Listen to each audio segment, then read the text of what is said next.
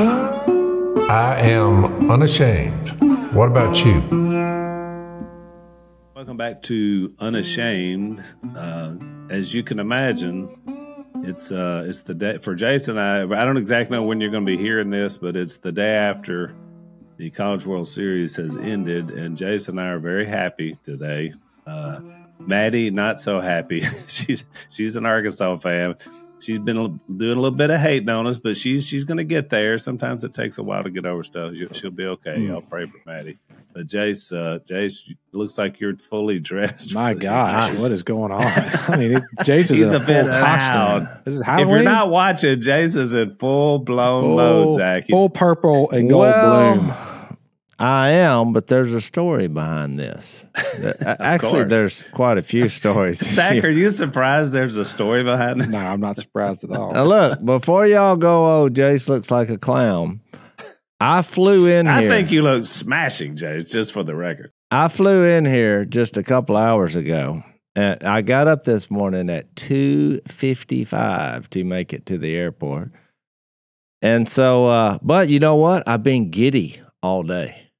And I'm going to tell you the truth. My wife has made me laugh today in one day in almost 35 years of marriage more than any other day. So we're giddy.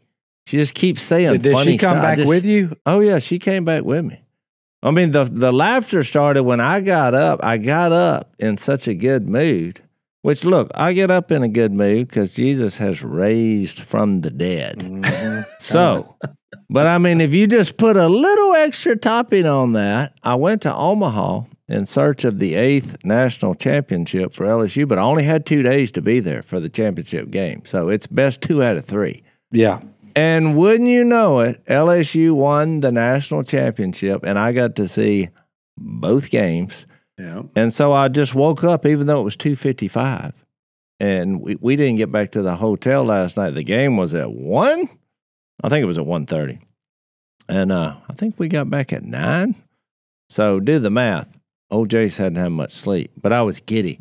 But what was so funny to me is I woke up just mid-conversation, just ready to go. But I noticed Missy wasn't saying anything to me. She was up, but like just kind of, it's 2:55 in the morning. And I said, "How are you feeling, babe?" And she said, "Give me a second." I laughed. It was more like 5 minutes, and then she just engaged. But it was like, "Give me a second." But it was the way you asked it, because you asked it like, "Are you as fired up as I am?" I said, "How you doing, babe?" She's like, "Give me a second." I don't know why that made me laugh so hard. That was like the funniest thing I've ever heard at 2:55 in the morning. But so I came rolling in and got a few stories for you. So, but when I got here today, Duck Commander, it's actually a work day. I did have to ask somebody what day it was, and they said it's Monday, which I should have known that. But because Martin was out in the parking lot, well, when I got out of the truck, which Martin is a huge LSU fan, and he texted me a lot during the game. Well, he saw how I was dressed, and he just like, he came like a big puppy because Martin's a huge man. And he's like, "What's up with that jersey?" I said, "I brought that back from Omaha." And he's like, "You got one of the game jerseys?" And I said, "Not quite." I said, "But this jersey came off one of the players, his mom. It came off her back to me." And she had an undershirt on, so don't go down that road. Yeah. I was supposed to say, do you need to repent to start off? So you're like, well, how does this happen? And so the first game we went to, and I'll give you the details, but we were sitting right behind home plate, and that story is a story in and of itself. But Missy went to the bathroom during the game, and when she came back, she was kind of giddy. And she's like, "You're never going to guess who I just met." And I was like, "Who?" I mean, because I was thinking, there are people everywhere. And, we were having a lot of fan interactions because we were just out in the crowd. And so I was like, well, who would be out here in just all this LSUville, She's like, "I met Ethan Fry's mom," which I'm wearing, man, Maddie, how do we get a shot of this? Yeah, we can see it. Yeah. You turned around. I turned around and he signed it, after the game, of course, because he was actually playing while that was going on. But which led to that, and so which was exciting. They've followed us, and she said, Ethan has watched our shows and different things, and he's kind of an outdoorsman. So I was like, I knew I liked him for a reason, because she said I was more just because I watch LSU baseball. Season from the moment it starts till it ends every year. So I kind of knew his story. He's been there 3 years. He got injured last year, but just this year it all came together. So I root for guys like that because I thought, look at all the adversity he's gone through, So I've been a big fan. So that was cool. So yeah, later on she's like, well, I got a jersey for you signed, by my son. And we were like, what? So the next game, we met her somewhere, and she gave us this jersey. Then she told the story. She was like, I actually wore this jersey yesterday, but he just wanted y'all to have something, So I just thought that was so nice. I mean, it was cool. But what I was going to say, I knew this was going to be a good trip because at the last minute, we decided to go when I think they beat UCLA in which they beat Arkansas. Sorry, Maddie. I was going to get you a shirt. Look, this could be worse. I was going to buy you a shirt, and but I just didn't want to do it. But the shirt said "Go Omaha Hogs," so you got to think about that. You got Omaha, go Omaha Hogs. But I just didn't. Man. I just didn't do it. You should have done it. That would have been a kind gesture. No, I love Arkansas. If you had brought one, I would have worn it. I'll tell you. But you knew it was going to be a good trip. What was the thing that tipped it? But it was. I'll say to the audience, because we were planning all this last week and we were talking about doing podcasts because our podcast schedule is pretty tight, and to do something what Jase has pulled off is very difficult to do. It is. That's for us why to take a vacation. I mean, we had to I'm like we moved heaven and earth to make this.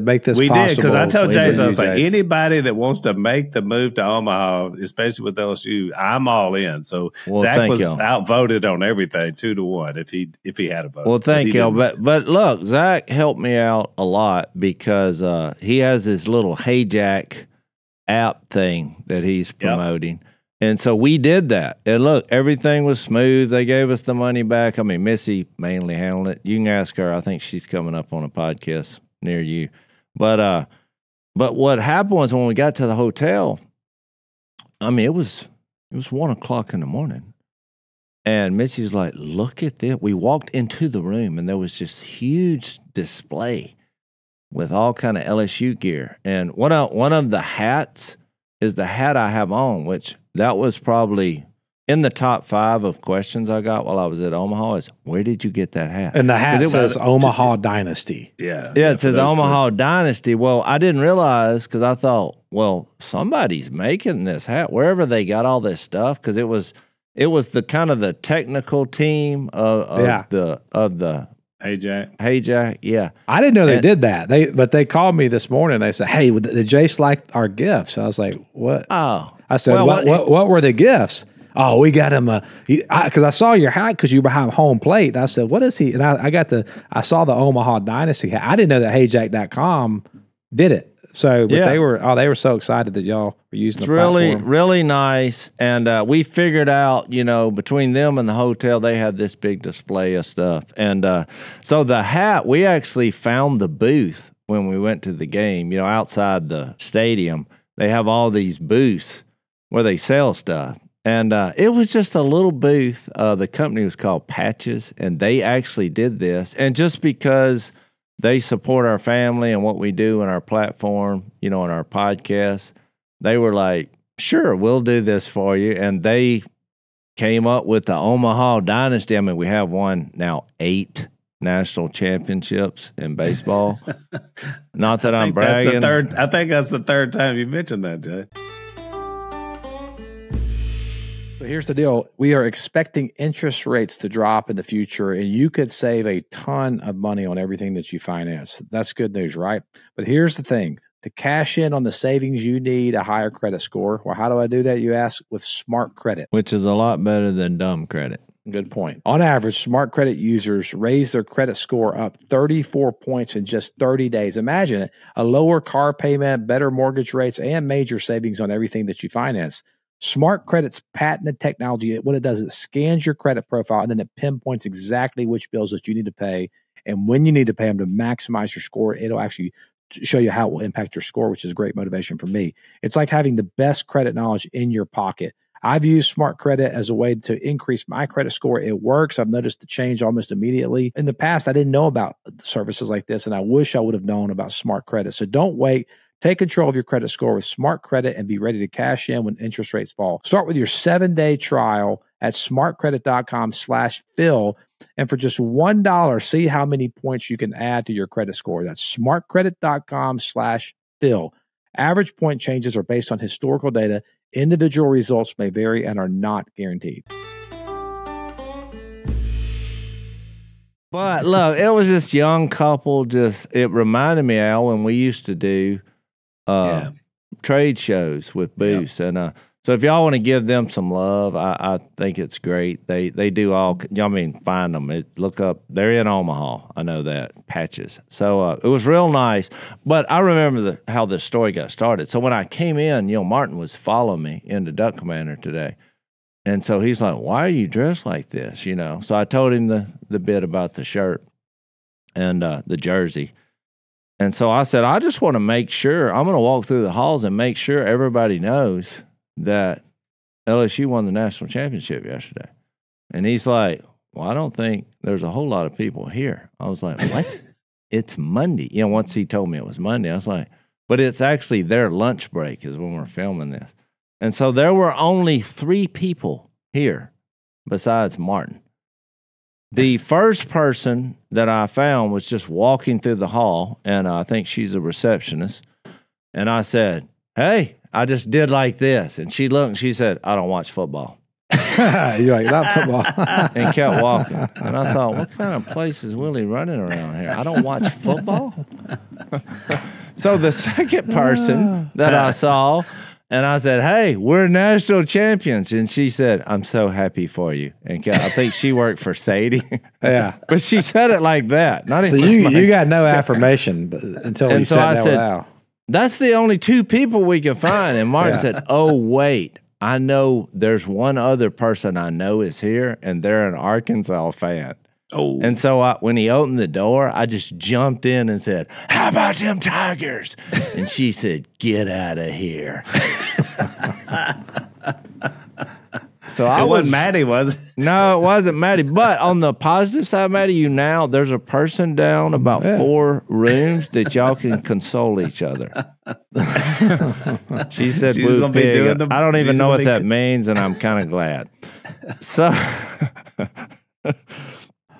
wow. we're giddy. I want to tell you the story, and I know if you don't follow LSU baseball, I'm so sorry, but the reason I'm so excited about this is, look, when I was a teenager, this is when I started following LSU baseball. There was a guy called Skip Burtman who pretty much revolutionized college baseball. Yep. But he was the catalyst to making LSU great. And so we got caught up in that fever. Al, we used to visit my dad's sister, Judy, who lived in South Louisiana, and she took us to LSU baseball games. I'm going back to one. That's how we fell in love with LSU, was because of her. Yeah. And you got to remember, the reason I'm saying this affectionately is like, what's this got to do with anything spiritual? Because it's hard to live a disciple of Jesus life when you're a teenager. And because all my friends were just acting like a bunch of, hooligans. And, following LSU and going to college baseball games was just good, clean fun for me. And which was what I was trying to find, things that are, good, clean fun. And so that's how far, the history goes back. But I want to tell you this story because I'm going to tell you this and you're just not going to believe it. You're going to say, there's no way this happened. Zach brought up that he saw me behind home plate. Well, here's how that happened.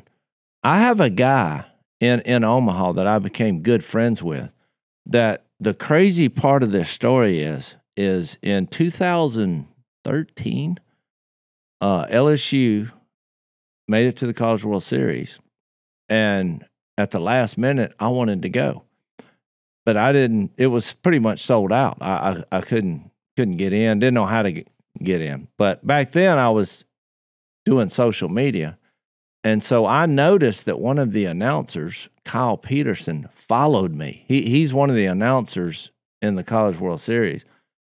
So I just sent a private message, because if someone follows you, it's called X now, if you don't know. And if you private message someone, they have to follow you before you can do that. And I'm like, hey, man, I noticed you follow me.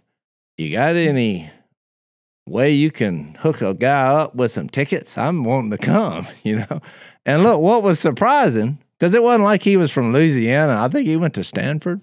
Yeah, he went to Stanford. He played against LSU, actually, back in the late 80s, I think, or early 90s. Yeah, he just puts a name and a number, and he said, call this guy. He'll take care of you. And that guy has become one of my greatest friends. He lives I bet he has. You guys are super close. Steve-O, and Steve-O is You love awesome. Steve-O. I love Steve-O. Look, his mantra in life become one of my closest friends. is like, look, let's all just get along and have fun, and I can make it happen. And that dude, I mean, look, when I brought him a goodie bag this year, it would completely filled 80% of my bag was the goodie bag for Steve-O. Steve-O he makes things up. happen. But Steve-O had a wedding on Saturday that he had to go to, and so he's like, we met up, and he's like, I'm going to give you the tickets. And I was like, if you're doing this digitally, here's one of my sons, because my two sons met Missy and I up there, which was awesome. So we get the tickets. You got them? Yeah. So we're thinking everything's great. Well, an hour before the game, we're outside the stadium, and we had just walked out of this little restaurant, and I took a picture. And look, this is my second post that I've done in 5 or 6 years, because I haven't been doing social media. I mean, my wife and other people do it for me. But I announced, when my dad died, I literally typed that in and put it out there. And so this was my second one. I just thought, I'm going to let everybody know we're here. I was thinking LSU fans. Let's let them know we're here. So I took a selfie with me and Missy, and I posted it. And we walked out. We're fixed to go into the stadium. And so what happened was, a guy that I had met at an LSU football game that I didn't remember right off the top of my head sent me a text and said, hey, I just saw your post. Do you need some tickets? And I was like, well, what kind of guy do you think I am? It's an hour before game time. Wouldn't you think I have tickets? And I was like, hey, this guy, that I met at football, I was like, do you need some tickets? So my son goes to pull up our tickets, and they're not there. And Steve-O's at a wedding, and it then hit us that we have no tickets. Because the transfer, even though it said transfer complete, they just didn't show up, which I found out later that happens every once in a while in the way you're getting these tickets. And so I'm like, hang on just a second. I got an idea. And I could tell Missy was getting panicky because she always loves a plan. And I was like, I just had a guy text me saying if I need some tickets. And she's like, are you serious?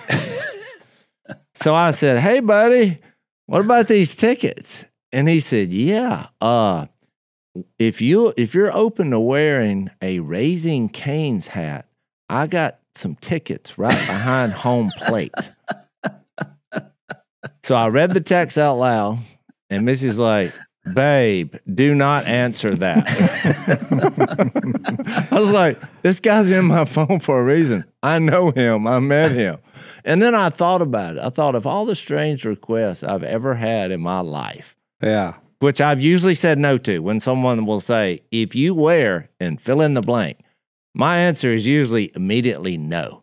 But I thought, And I like Raising Cane's. I mean, look, if you're gonna do the chicken route, I don't know of a better place to get chicken fingers. So I agree. It's a Louisiana. Well, that's what I was fixing to say. And Yeah. I've met Todd Grace, who's the owner, and because there were his seats, he had to go somewhere. Yeah. And I thought, you know what? I just kind of ignored Missy because Missy was like, "This is crazy. This is crazy," and I was like, "Yeah, buddy, where are we gonna meet?" And bring me the Raising Cane's hat.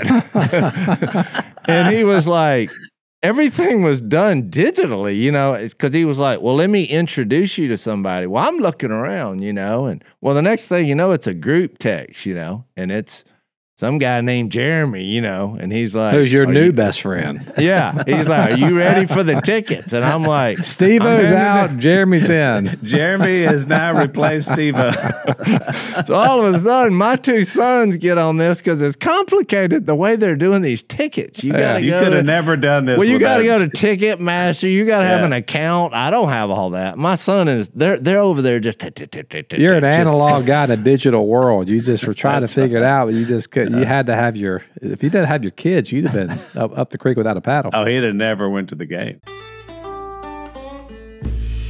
Yeah, Jill and I have bought and sold quite a few houses. It's been really an investment strategy for us over the course of our marriage. And I know that if you're in the market right now for buying a home or selling a home, you look at the rates, they're still high, and that can make refinancing or purchasing maybe feel like it's out of reach for you. But markets can shift really fast. And when they do, I want you to be in the strike zone.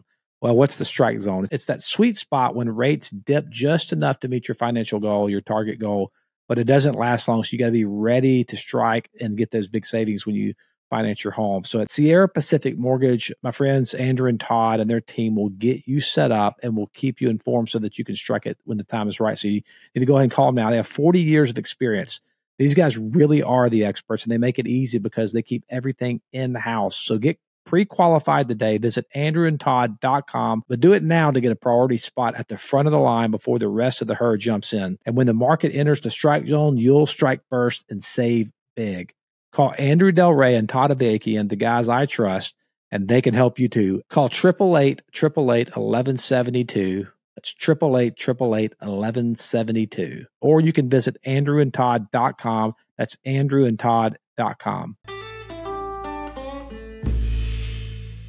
Look, when Cole looked up and said, "We have the tickets," my wife just turned pale.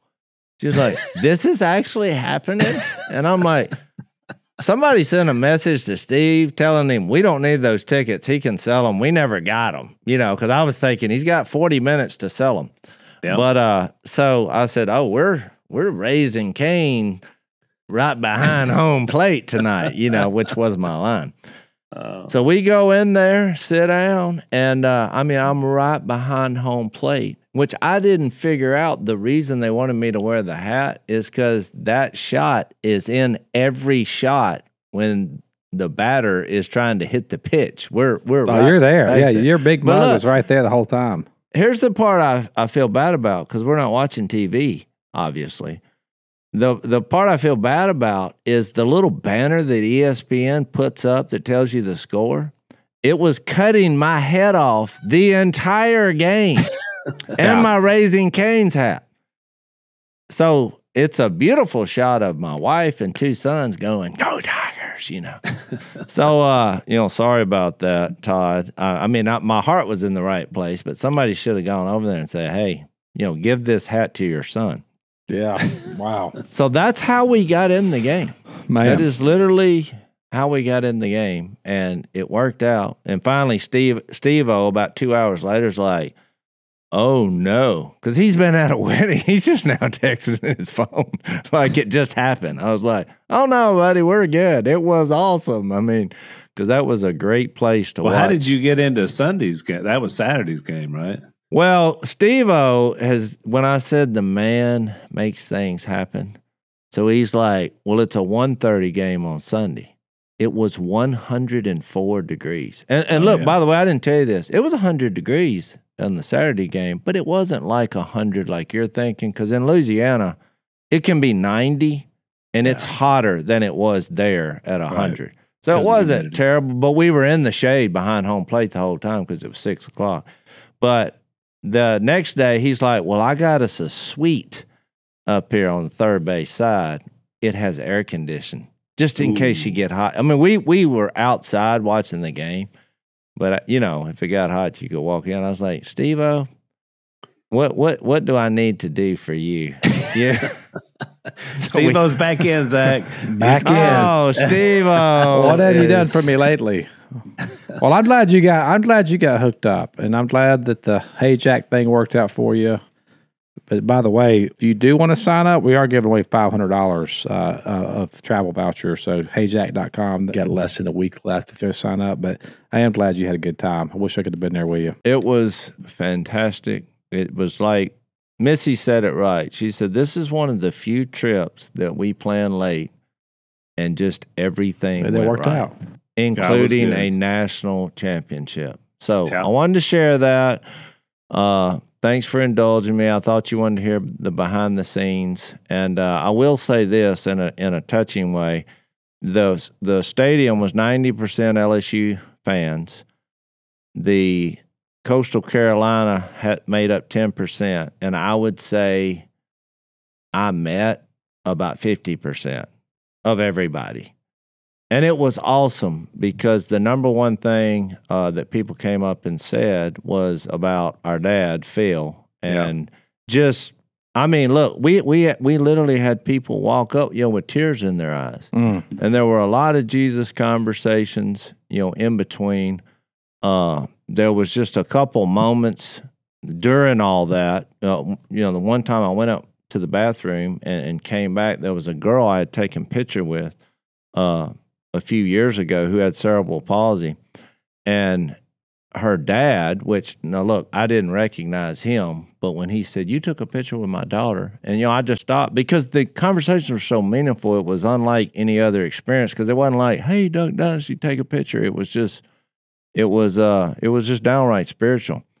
But he said, and she's here today. He said his daughter was here today. And when I saw her, we met, she lit up, even though, she can't communicate very well. And I'm like, are you kidding me? I remembered her. And so the whole crowd moved out so I could sit beside her during the game. And we took a picture together.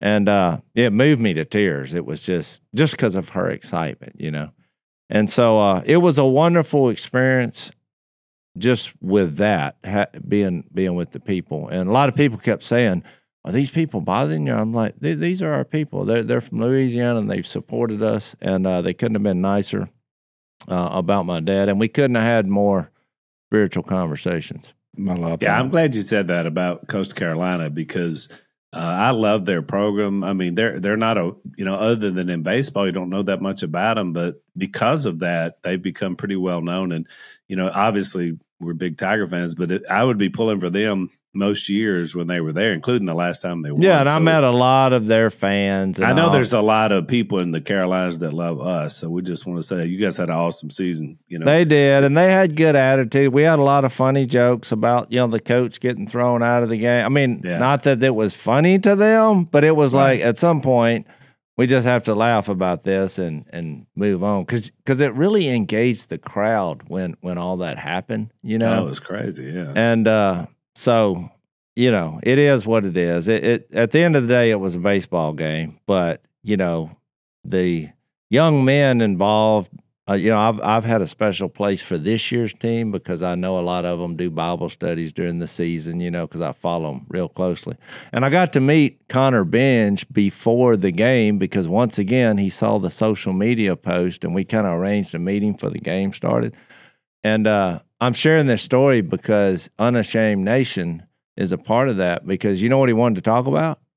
This podcast. He was real awesome. Appreciative of the Bible study and said a lot of good things. And we had a very spiritual conversation. And he told me, a lot of the players on the team are, followers of Jesus. Jase, I didn't get to watch the first game because Lisa and I had an event down here in Alabama, about 2 hours from where our Gulf Shores place is. And so I didn't watch the game. So I missed all the Raising Cane's drama from that, but I have had a lot of people ask me, and several did at the event as well, what I thought about kind of what's been going on in the world, because we haven't really talked too much about it on the podcast because there's been a lot of kind of ongoing developments in, just in terms of Israel, Iran. Anytime you get into Middle East conflicts, and when we kind of get drawn into it as well, which is always going to happen is in the U.S., people start asking a lot of questions about it. So I was interested to get y'all's take about it because quite a bit has happened. I think people are like, is this it? Is this pointing to something bigger? So I been getting a lot of texts from people from Unashamed Nation and emails just like, what do you guys think about all this? So I was going to see y'all's take on kind of the latest. In fact, today, I haven't seen it, Jase, but you said right before we came on air, there was some bombings that happened like in the last hour. Is that not Yeah, right? they were reporting that Iran had responded to America when America went in with this, I think they called it a midnight hammer. And we were at the first game when that happened. And there was a little buzz around because, I guess people are on their phones during the game taking pictures and all that. And Missy's like, I hope World War III hadn't started, because it's hard in the moment to get the details. And like I haven't had any time to watch any news whatsoever in the last 3 days. But, and I was like, really? Of course, we were at the LSU game. And so, they're playing for a national championship. And I'm like, well, I hope it went well. I'm sure I'll hear about it. I wasn't sure what had happened. Yeah. But that was the night when they had the midnight hammer. And tell us a little bit about it, Zach, because you probably know more than Jason and I did because we were both kind of swamped this weekend. But so what has happened that you know about? I actually tried to stay off the news, but when that happened, I kind of got sucked into the vortex again because me and Jill went on a little honeymoon trip, anniversary trip. But yeah, so it's been a big debate right now. So we joined in with Israel. Everybody knows if you kept up with the news, bombed their, I think three of their nuclear sites. It's been reported that those sites have been obliterated and destroyed their nuclear program. I did watch a really fascinating interview. It was a 2-hour podcast with Senator Ted Cruz, and Tucker Carlson. So there's kind of a fierce debate inside kind of even conservative punditry world about everything. So, as far as like the foreign policy part of it, I think that's like, for me, that's like one discussion. For the most of the questions that I think we're more well equipped to answer is the question of, is this the end times? Is this, what the book of Revelation was about? Is this, is all this like what was prophesied? Because that is a big thing that's happening right now. And a lot of people are wondering. And so I think we all probably have views on that. My initial reaction when people have asked me that, Al, has been that everyone in the history of the world who has predicted that the end times was upon us has been wrong up until this point. So no one's ever been able to fully predict it. Jase, has Missy got the American flags ready for your 4th of July party? I'm sure she does. Well, I want to tell you guys about my wireless company, Pure Talk. These guys are a veteran-led company, and they believe that every man and woman who's faithfully served this country deserves to proudly fly an American flag this holiday season that was actually made in America. And that's why Pure Talk's on a mission. They want to give an allegiance flag, which is the highest quality American flag made in America, to 1,000 U.S. veterans in times for National PTSD Awareness Day, which is June 27th, and Independence Day, which I hope you know what that is. That's July 4th or the 4th of July. Supporting this great cause is super easy. All you got to do is switch your cell phone service to Pure Talk this month, and a portion of every sale will go toward providing these high-quality flags to deserving veterans. But don't just switch to help the veterans. Switch because with plans of just $25 a month, you get unlimited talk, text, and plenty of data. And you can enjoy this on America's most dependable 5G network, same as the big guys, while cutting your cell phone bill in half. Yes, that's in half.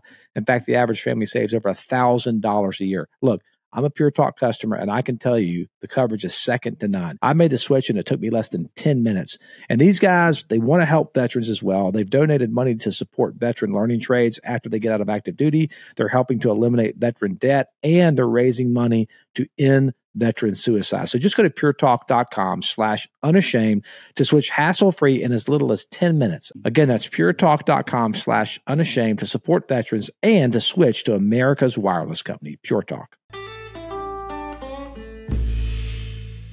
Well, and it's almost like there's some quite a bit of language in the epistles, especially mostly from Paul, that let us know we never will quite know. I mean, the whole idea of thief in the night and unknown means unknown. So you're not be able to pin this stuff down, which tells you a lot right off the bat.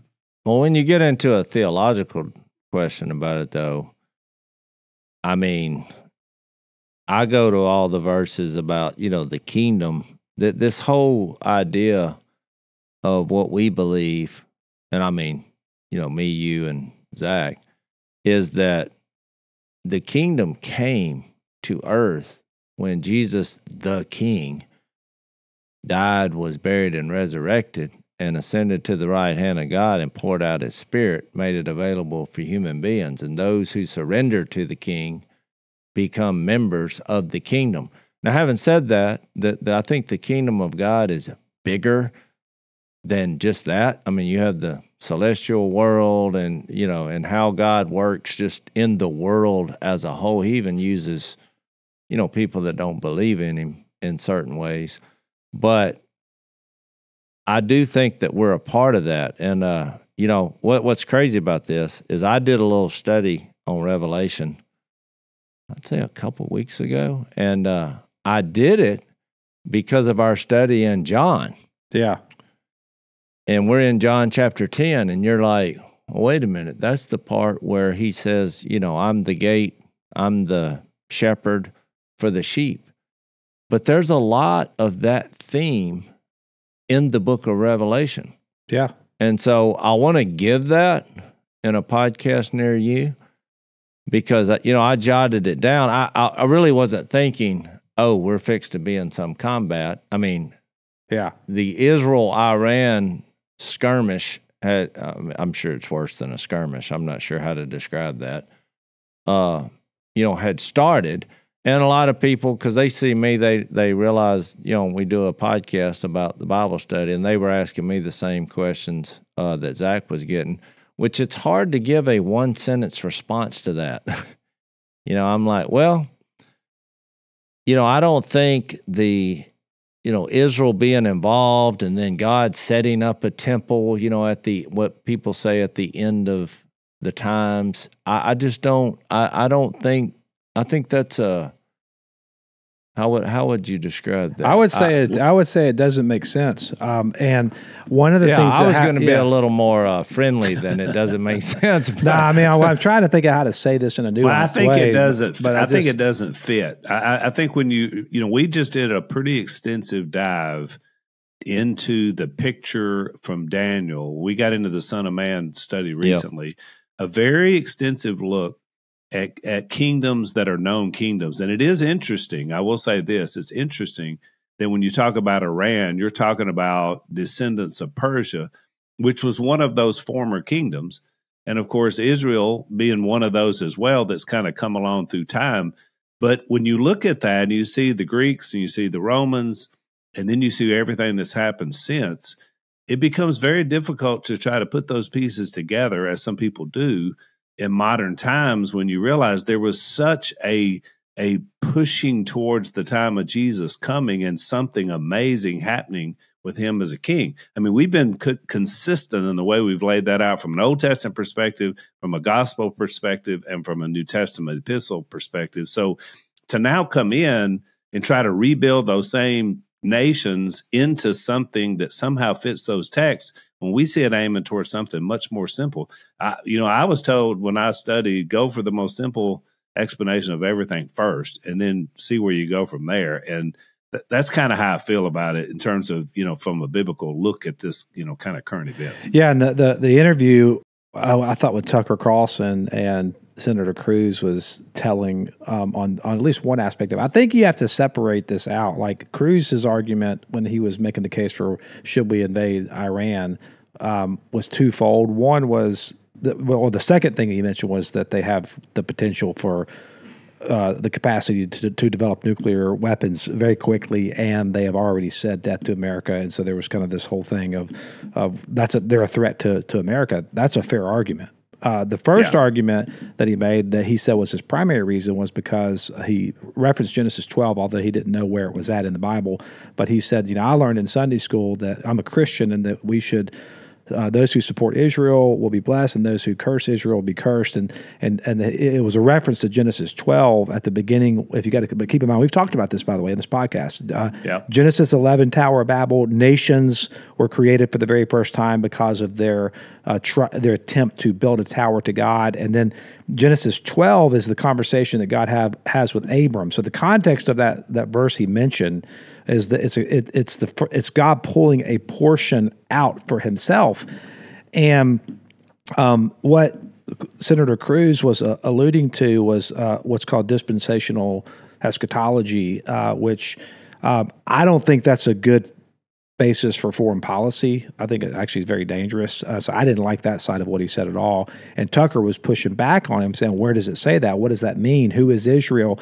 And I think the more controversial thing, although it shouldn't be that controversial, is if you look at what the Apostle Paul said in the book of Romans, which is this argument, the whole book of Romans is really an argument for the Gentiles being included into the people of God. Like because the question is, who are the real descendants of Abraham? Because there was a promise that was made in Genesis 12, right? He says that I'm going to bless Israel.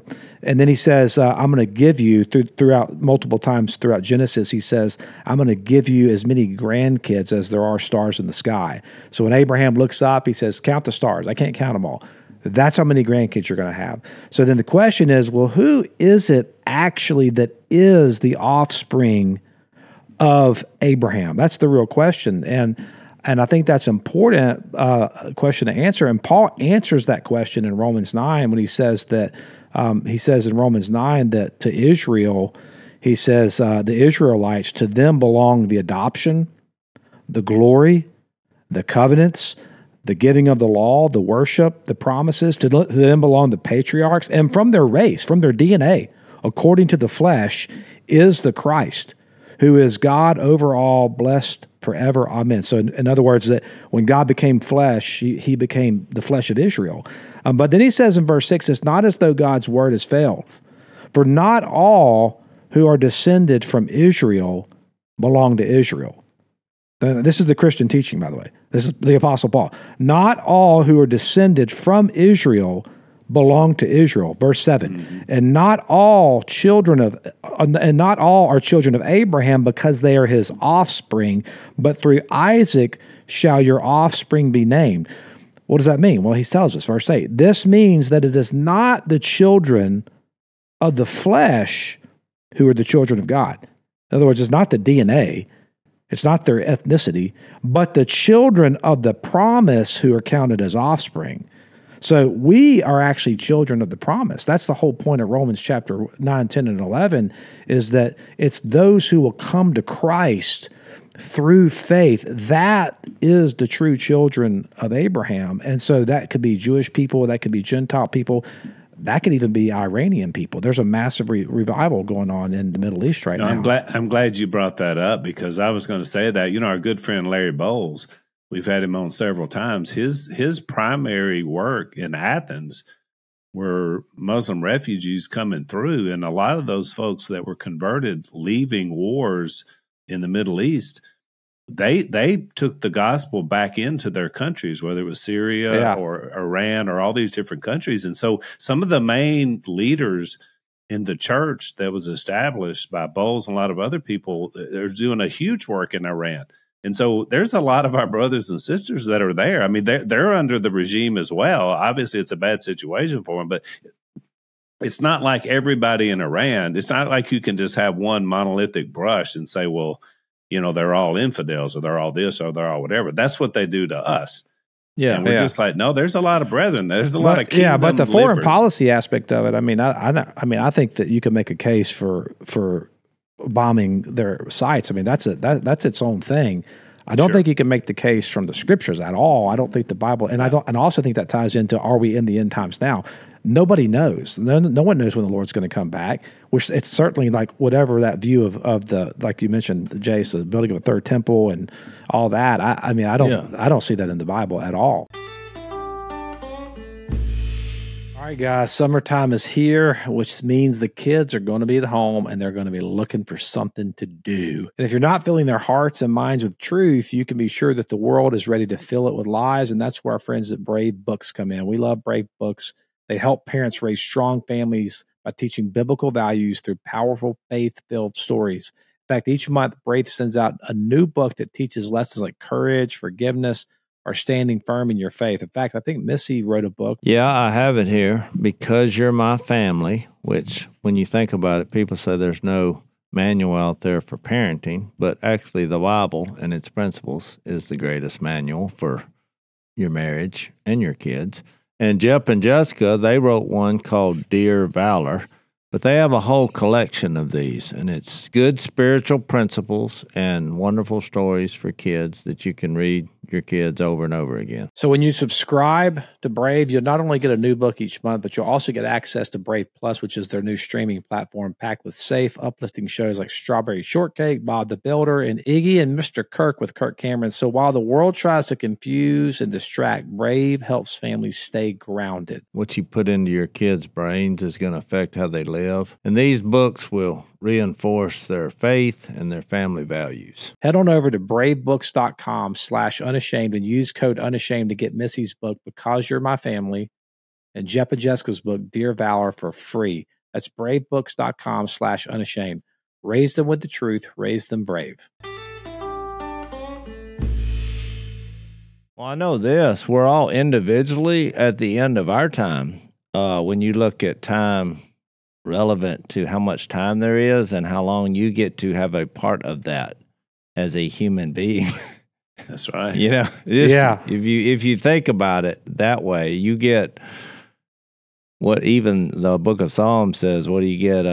72, 70 and 10. Remember what my grandpa used to say, that, you know, which 70 and 10 was I don't know what kind of language that is, but it's an old way of it was an old Civil War. I know, because that's what Abraham Lincoln said. Yeah, 70 and 10, which is 70, 80. Yeah, 80 if you have the strength. 70 or 80 years on the planet. And but here's what I want to say. I'm dying to get into this Revelation study, because it kind of dawned on me how it applies. Because at the end of the day, I mean, I'm concerned about this, because let's say the reports are true and they're trying to build a nuclear weapon. Well, that's a way to wipe everyone off the planet. Yeah, true. I don't think anybody of sober, sound mind is for that.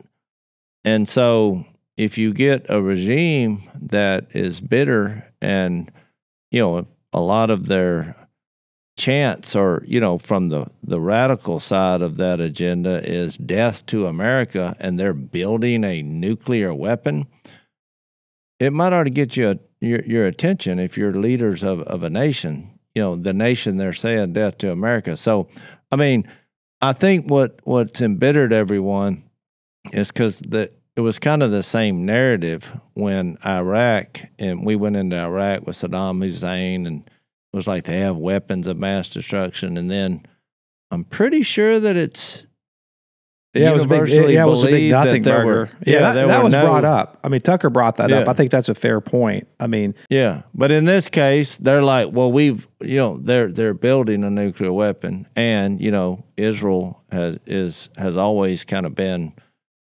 our partners in this, and so I mean, we don't want whole sections of people wiped off the face of the planet. But having said all that, what I was going to say is, I think it made me think of that verse in 2 Corinthians 10 where when Paul said, by the meekness and gentleness of Christ, he was appealing to them in his letter. But he goes on to say that we don't live by the standards of the world. And then he's like, For though we live in the world, we do not wage a war as the world does. The weapons we fight with are not the weapons of the world. On the contrary, they have divine power to demolish strongholds. And we demolish arguments and every pretension that sets itself up against the knowledge of God, and take captive every thought to make it obedient to Christ. And the reason I'm bringing that up is because, where all of this stuff comes from, when Zach was referring to the end times, or most of it, comes from the book of Revelation. But the Revelation is Jesus's. The first verse, the word apocalypto in some form is the Greek word for revelation, but it's Jesus revealing something. And what he says in the book of Revelation 4 different times, that whatever he's writing is fixing to take place. I mean, verse 1 says that. What he's given you a revelation which God gave him to show his servants what must soon take place. So we can talk about that when we break it all down, but the verse I wanted to get to is verse 5, because when he told John in verse 4, he said, to the 7 churches, which they all have a little letter from Jesus, and they're in red letters. But watch what verse 4 says. He says, grace and peace to you from him who is, and who was, and who is to come, and from the sevenfold Spirit before his throne, and from Jesus Christ, who is the faithful witness, or martyr. It's the Greek word for witness, martyr. The firstborn from the dead, and here's the little phrase I wanted to get to, and the ruler of the kings of the earth. And I know that whatever happens in this world, Jesus is reigning. Yeah. He is in control. Yeah. And spirit-filled people, because the whole book of Revelation is about persecution and oppression and death that's going to come upon the saints who follow Jesus.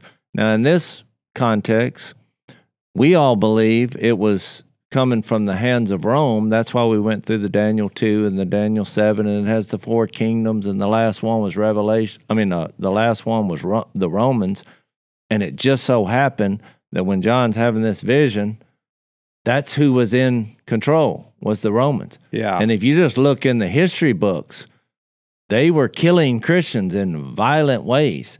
In between Nero and Domitian was this, the timing of this writing is what I believe. And so you had this persecution of the church happen under Nero, and then you had another one under Domitian. And look, they were killed in very gruesome ways.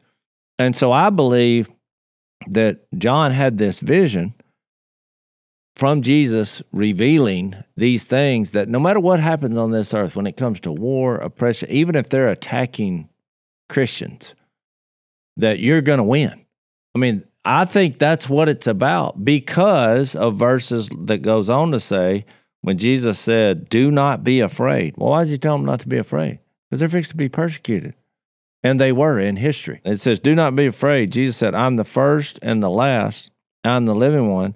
I was dead, and behold, I am alive forever and ever. I hold the keys of death and Hades, which is why we're going in there, just to put in context what I'm saying. And we were trying to prevent mass deaths of the planet.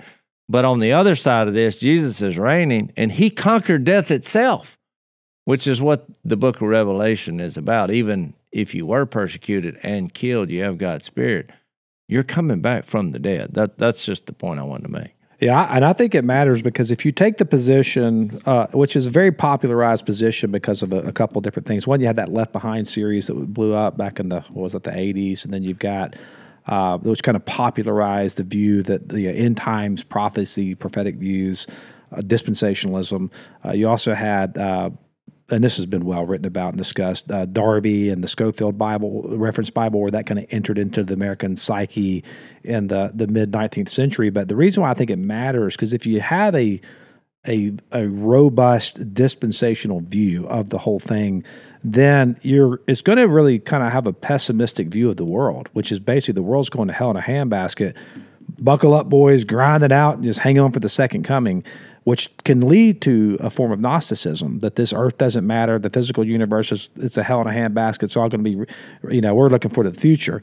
And that's partly true. It's not that it's fully wrong, it's just it's not complete. Whereas a view that the kingdom is here now, and a lot of these things that we're reading about, the actual unfolding is no, that God's doing something today, right now. The kingdom is here. It's a progressive thing. It's an optimistic view of the future. And I think that it matters because when you read like a Romans 9, for example, you start to see this bigger picture unfold when he says that he references Hosea and Romans 9. He says, those who are not my people, he said, I'm going to call those people my people. And her who was not beloved, I will call beloved. That's us. That's the Gentiles. That's the rest of the world outside of Judaism. And in the very place where it was said to them, you are not my people, there they will be called sons of the living God. And as Isaiah cries out concerning Israel, though the number of the sons of Israel be as the sand of the sea, only a remnant of them will be saved, for the Lord will carry out his sentence upon the earth fully and without delay. And as Isaiah predicted, the Lord of hosts who had not left, if the Lord of hosts had not left us offspring, we would have been like Sodom and become like Gomorrah. And then he ends that with, what shall we say then? That the Gentiles who did not pursue righteousness have attained it? That is a righteousness by faith, but Israel, who pursued a law that would lead to righteousness, did not succeed in reaching that law. Why? It's because they did not pursue it by faith, but as if it were by works. And I think that's why it matters, is because what he's unfolding here is a salvation offered to all the nations, that the way you access the salvation is not through what you do. It's through putting your faith in Jesus Christ. That's the good news of the Gospels. I think that has serious implications, how we see this. All right, so we're out of time. We'll pick up that aspect of it. Actually leads us back into John 10. So we'll pick that up next time on Unashamed. Thanks for listening to the Unashamed podcast. Help us out by leaving a rating and review on Apple Podcasts. And don't miss an episode by subscribing on YouTube. And be sure to click the little bell and choose all notifications to watch every episode.